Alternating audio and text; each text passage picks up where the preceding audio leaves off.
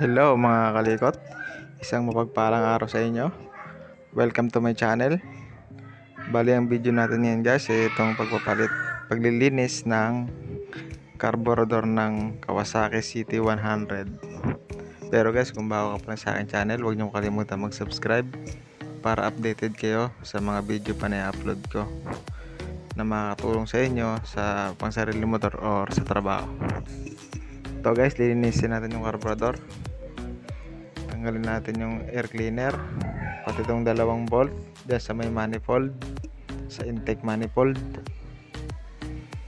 Yan guys, ang cost ng carburetor kapag madumi, maaaring palyado or ayaw umistart. Yan, yan mga nagiging cost nyan. Namamalya, yan isa sa mga cost na kapag madumi ang carburetor. Ito guys, tanggalin natin yung gas hose. Ayan, tanggalin din natin tong slide throttle nya. Ayan guys. Ito, tanggalin natin to. Ayan, yung dalawang tornilyo na yan.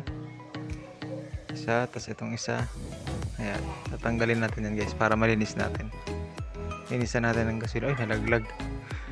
Linisan natin ng gasolina. Babrasin natin. Tapos hahanginan na rin natin. Mas maigi kung mahanginan natin. Linisin natin yung mga butas, mga lusutan ng gasolina. Tatanggalin natin yung gas float. Merong pin yan dyan. Tapos yung mga jettings, tatanggalin natin yan. Yung dalawang jettings. Tapos yan. Isa, yung dalawa. Main jet, tsaka yung ayan. Tatanggalin natin yan guys. Yan. Yan, tanggal na yan. Linisan natin ng gasolina. Tapos yan, pwede natin bugahan ng hangin yan, yung bawat butas.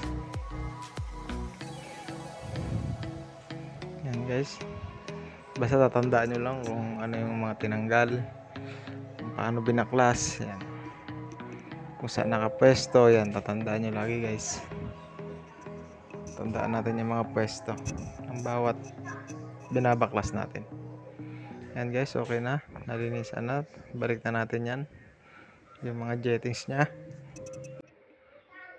Yan,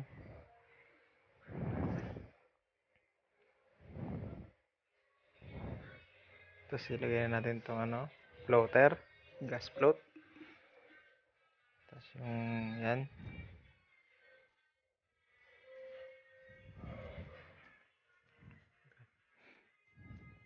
lagay natin yung itong pin ng floater, tsaka yung pilot jet. Yan, ganyan lang guys, basic. So nilagay na natin yung tornilyo, dalawa. Higpitan na natin guys.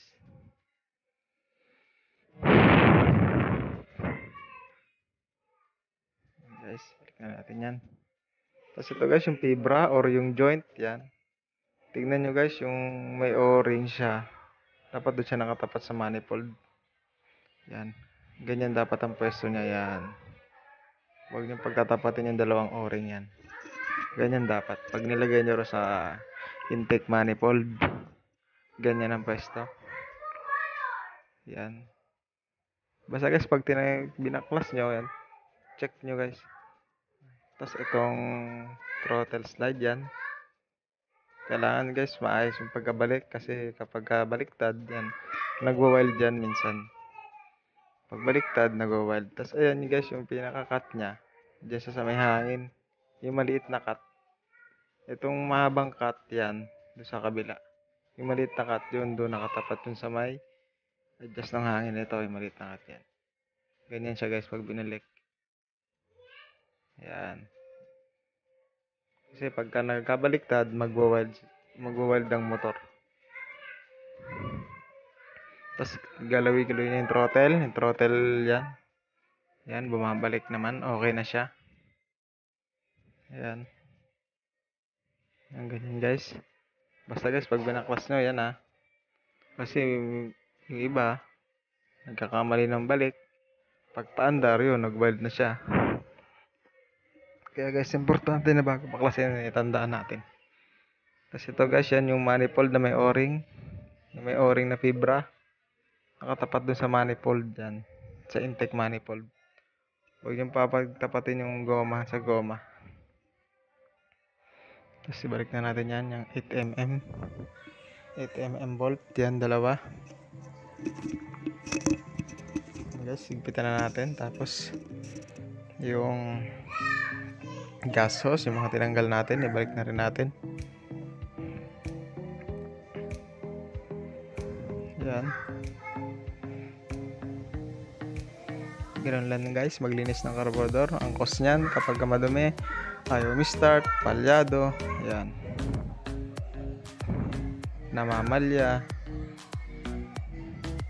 overflow, yan. Kapag yung medyo pagka marumi ang carburetor. Yan yung mga cause kapag madumi.